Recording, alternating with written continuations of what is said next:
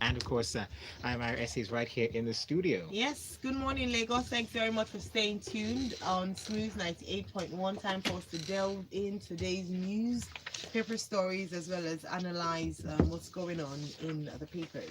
All right, Lakers, to be a part of our conversation, as always, you know what to do. Reach out to us on WhatsApp. Send your messages there. It's 0809 444 0981. And also, your messages come to Twitter, where it's Smooth981FM with the hashtag FreshlyPressed981. And also, we're streaming live on YouTube. It's youtube.com/Smooth981FM. And of course, in the studio this morning, we have our analysts.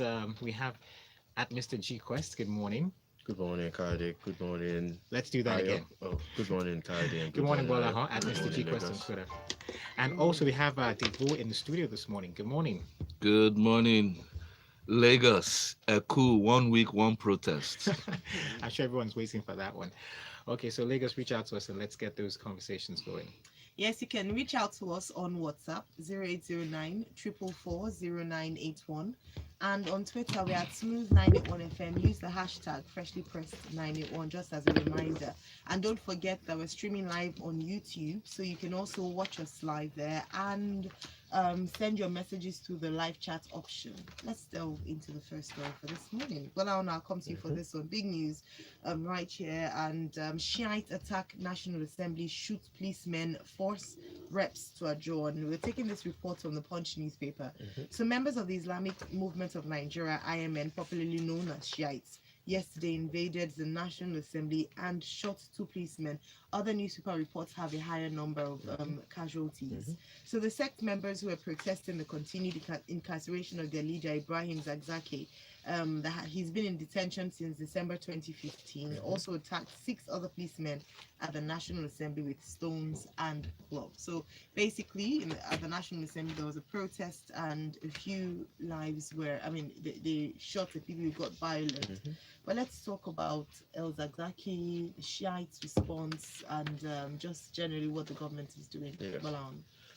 This long-running battle has been going on between the Shiite members and also the federal government. And just as the article reported that this is over the incarceration of their leader, Ibrahim El-Zaki, who has been in detention since December of 2015 now. Last year we had several of all these protests by the Shiite members where the military had a blockade preventing their protest, and then they shot at several of them. And it's been ongoing for years now that there's been this clash between the Shiite members and also the military people, and which has led to several casualties. It's the people's civic responsibility to hold a protest if you are aggrieved by an incident or a situation that you feel did not go down well with you, or that hasn't actually been in your favor. I'd like to make reference to Hong Kong currently. For most of us who follow the international news as well, Yes. there's several protests that has been going on in Hong Kong, and you have this regularly. It's one of the tenets of democracy. You're allowed to express yourself, but there is a boundary at which that freedom of expression goes, and the freedom of association, and it goes as far as it stops where you start to act violently, and then you start to attack innocent citizens, or you start to attack the police forces as well. In this article, it mentioned that there were several policemen that were attacked. Yes. And although there are several accounts, just as you mentioned, that in some newspapers it's reporting that several more police officers were attacked. Yeah. But in the papers anyway, when the police officers were questioned, they reported that there were no deaths. Yes. And one of the incidents is that also they denied any casualties in the police from the police.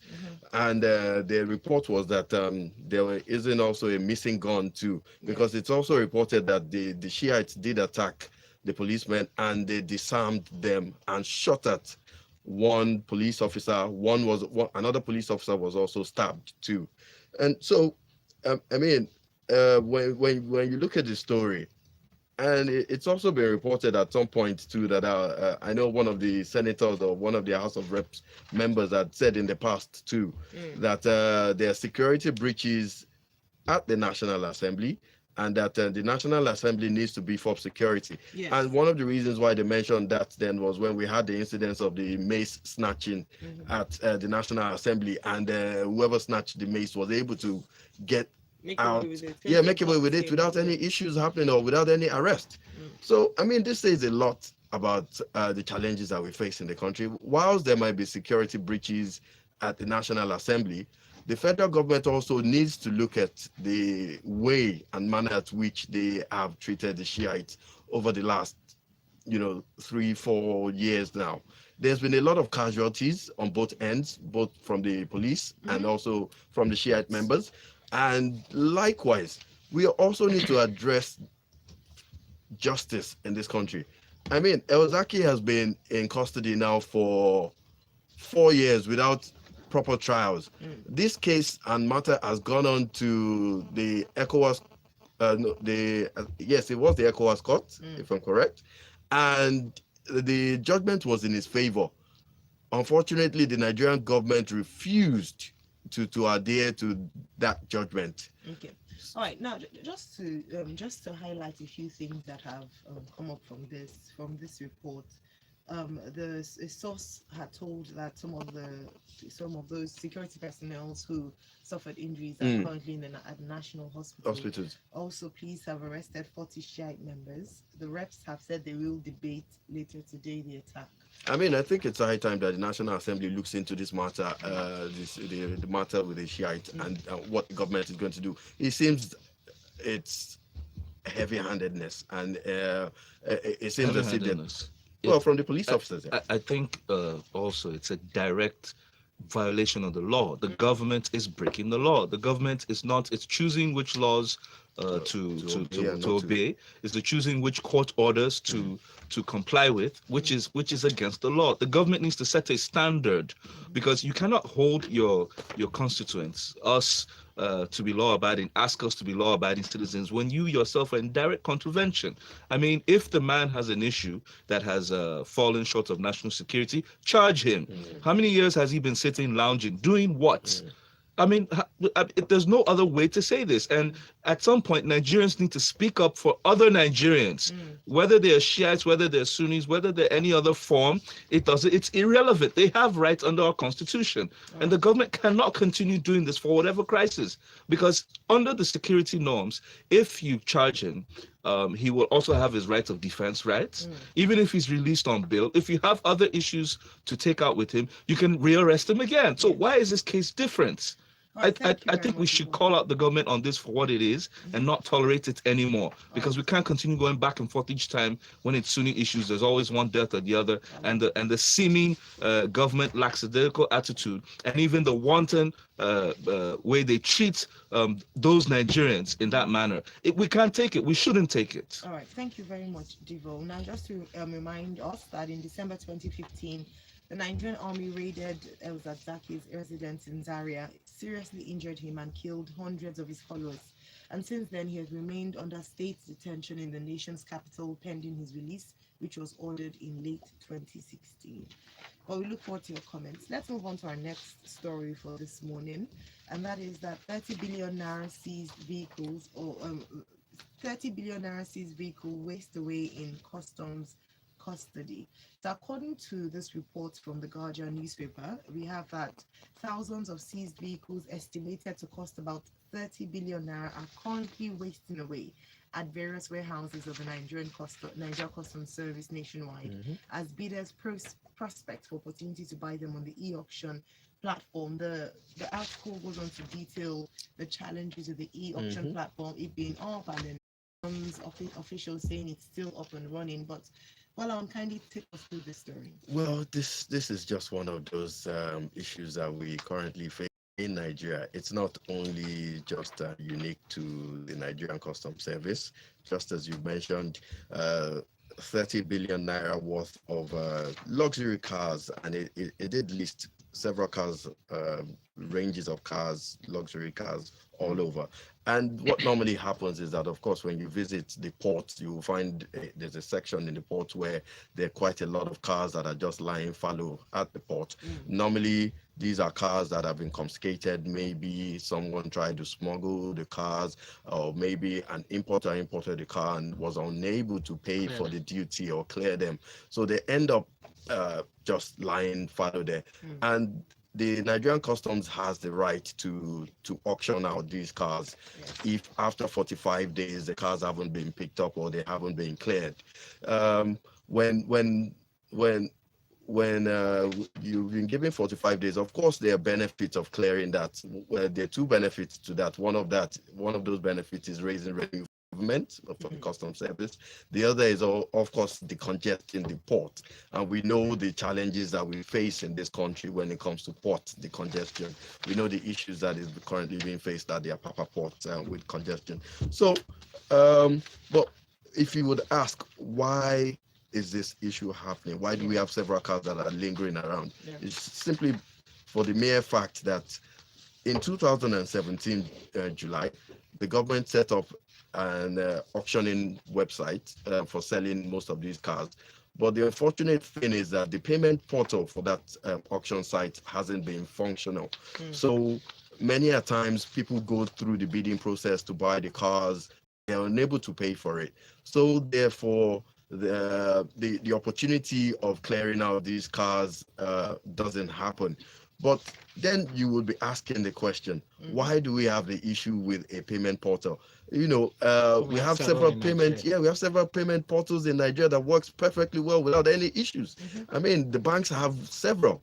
So why is it only this or the government agencies? And it's not only just this. I mean, when you talk about applying for your passport application through the Nigerian immigration service too, you find out that they always have issues with electronic portals, and you end up having to do it physically. So it raises a lot of questions. What exactly is going on? And to me, my response to that is something smells fishy, as usual. Yes, when we're talking about government parastatals. Yes. This article talks about imposters who organize auctions online, saying that they have, you know, on behalf, they're acting on behalf of the government. Customs Service. Exactly. So that leads into where I was going. You have this system which functions, which is meant to be transparent and is meant to work efficiently, but for some strange reasons it doesn't work. And so therefore you end up finding you find the agencies looking for alternative ways of selling these things. So at the end of the day, what tends to happen is that you will find out that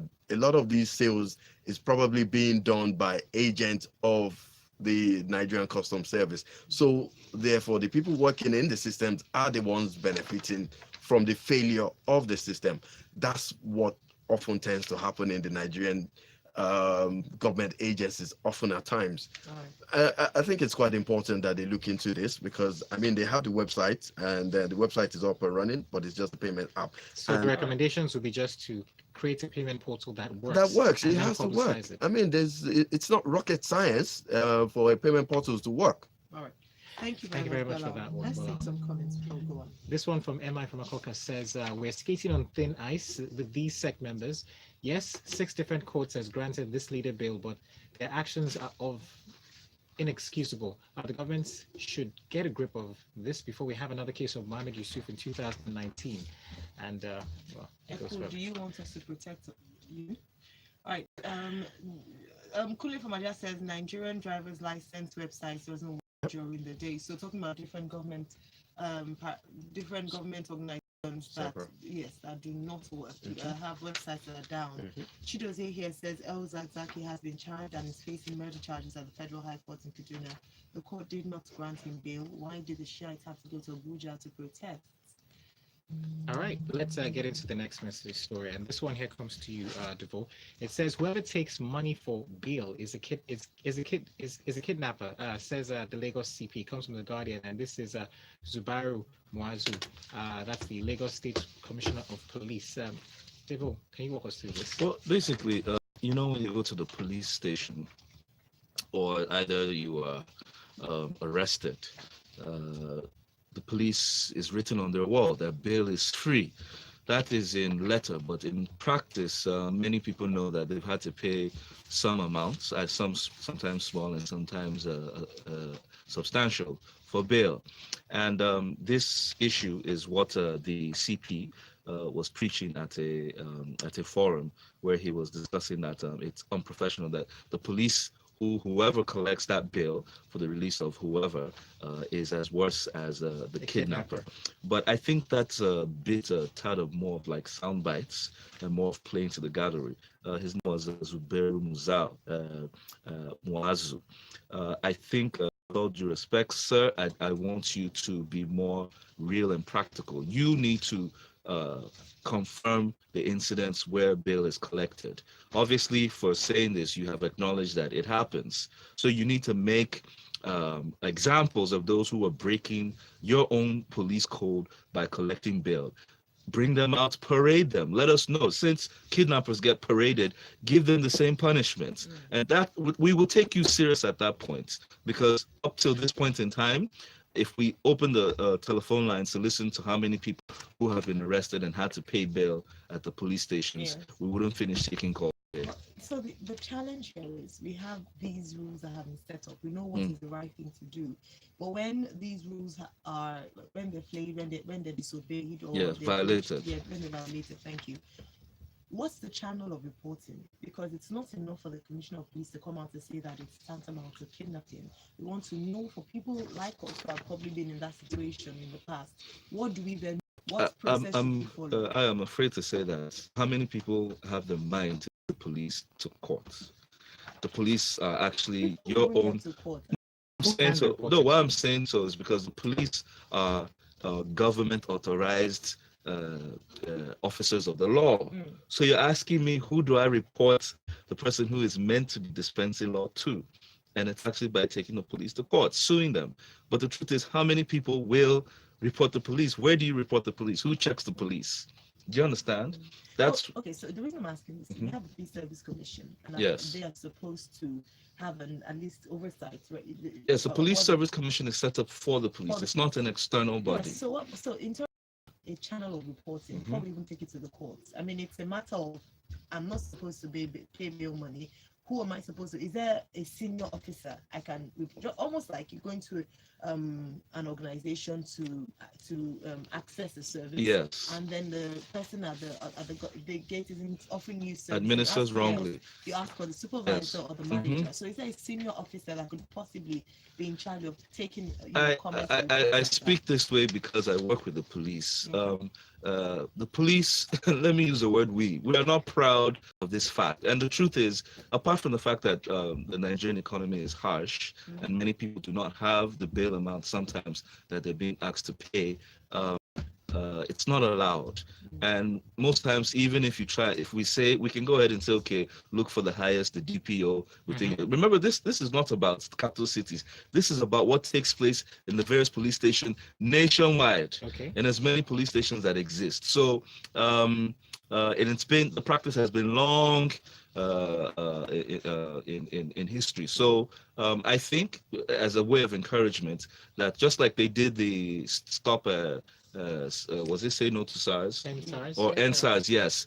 Civil society organizations need to come together to create some kind of body or some kind of reporting forum where those who have been asked to pay bail can report to, state their cases, and then we begin to grow. And when you say civil societies, you mean social media? Well, social media organizations, I mean, as many people who need to press this forward, because at this point in time, you're actually having an issue with the states. Do you understand? So we need to gather enough momentum to be able to make it an issue that culprits, police officers who do collect this bail will be made to face consequences. Thank you very much, Devoe. Let's move on to our next story. This one comes to you, Gbolahan. It says senators blame rising suicides bad economy. And well, basically, senators across party lines have blamed the rising cases of suicide among Nigerians on economic frustrations, particularly the high poverty level in the country. I mean, Theodore Oji, that's PDP from senator from PDP Abia Central, and 15 others, sponsored this bill basically. Yes, it's interesting that, of course, a lot of the senators are saying the obvious. Of course, when we're talking about the bad economy, quite a lot of senators are talking about this. We also have Senator Rochas Okorocha, who also made a comment about it, that there's a lot of unhappiness and people are not happy in the country, and the reason why we're having this situation is because of the rise in the incidence of unemployment, the bad economy that we have in the country. Anyway, from the article, it was just a lot of lamenting from a lot of the senators. They were just complaining. I did not really get any idea or any grasp as to the solutions that they are preferring. The only solution that they've talked about right now at the moment is that the Ministry of Health and also the National Orientation Agency should look at areas at which we should be able to control stress and reduce depression in the country. I mean, when we're talking about this, what we need to be looking at is how do we create more jobs? How do we ensure that our budget is passed on time? I mean, in this current administration, our president has said that he's looking at creating how many millions of jobs again? He's looking at taking 100 million people out of poverty or so over the next 4 years, he said, he's promised. So we should be looking at effort and how is the National Assembly going to work in collaboration with the executives to ensure that the lives of Nigerians are better off going forward. All right, thank you very much for that one. Let's go to the punch, Mr. Badiba. I'll come to you for this story. Don't bring cows to Southeast on foot again, governors tell herders. So the Southeast Governors Forum have said that, or has said, movement of cattle into the geopolitical zone through the bushwhacks by foot will no longer be allowed. Take us to this story, please. Okay, well, the governors have come together to more or less ban open herder grazing. The grazing routes are the paths that the herdsmen do take to access various places where the cows would find feed, right? Yeah. Now, with the even with the suspension of the Ruga, there had been joint statements made by some of the state governors since it was pitched to them to accept it and create land for herders to use. Now, in the southeast, the governors have agreed that they've recommended that, especially those that are foreign, because they've noticed that most times herders already have existed within the southeast, and that the ones that have been coming in from outer states, sometimes they're Nigerians, sometimes they're not Nigerians, that they should use transport. What they're advising them is to use transport to come in by trucks to the markets which they wish to sell.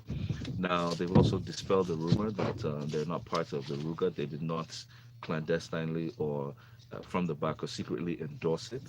I've also acknowledged the law-abiding herders that exist within the states and that they've been peacefully for a long time. Now, they've also asked many to disregard the threat that came from the association that had mentioned that those within the South must allow Ruga to take place or else they'll take a decisive action. They said they're talking to northern governors, and they've said that they'll work it out, that there's no issue at hand or no threats. They've also mentioned that they're committed to the National Livestock Agency program, and they are committed to providing livestock feed in terms of grass and food stuff. My recommendation here is that without the clamor that comes with this Ruga or the rural grazing opportunities, let's look at it properly. States can actually come together for joint ventures, just like they did with rice. That was Kebbi and Lake Rice. One state provided the crop, another state provided the consumption. Okay, and then partnerships were signed and money was exchanged. In this case, let's just use Lagos again. Lagos represents the biggest economic zone within the country. Lagos once again can provide the consumption, and another state can actually provide the land and the growth for this, of which we will pay for. I mean, there's so many ways to think through this and ensure that we don't come to these points of polarization as a country, and getting to even the extent of people mentioning stuff like recolonization, etc. If many people react this way to a certain agenda or a certain initiative, then it needs to be looked at carefully. It hasn't been cancelled, it's only been suspended. So expect the government to go back and to review their approach to it. Thank you very much. I'll stay with you for this one very quickly, Devoe. The Senate is the ninth Senate are getting very busy, and they've recommended death penalty for rapists. And this followed a motion sponsored by Senator Rose Okorie from the PDP in Cross River and 11 others on increasing cases of rape and defilement of minors in the country. Can you take us through that, please? I should be very angry for this story, so I'm going to have to up my voice. But this is actually the fight for decency in a sane society, and I think it should be at the top of everyone's list of issues to be concerned about. The motion was raised by a Cross River PDP member, that was Senator Rose Okorie, supported and championed by Senator Remi Tinubu of Lagos and Thompson Sekibo from from Bayelsa. Now, what they mentioned was that there should be a review of the Child Rights Act and the Violence Against Persons and Prohibition Act, which was yet to be signed by the federal government and many states, okay? And they were saying that the deterrence with the rise of rape cases and suicidal cases, that the deterrence for the punishment for these offenses should be raised, and they recommended capital punishments. Yes. And they took it right there, which was saying, and Senator Tinubu went on to elaborate on it, that first of all, 6 out of 10 minors that's under 18 experience emotional and sexual violence within the country. And if you count the large entity of youth, remember that calculation, 200 million, that's 70%, about 140 million people experiencing this, then it is rife. It is a major issue that we need to deal with. Now, not only does this take place with the girl child, it is also affecting the male child. There are many cases of young male boys being defiled. Now, what they're saying was that the punishment merits death and not sentencing.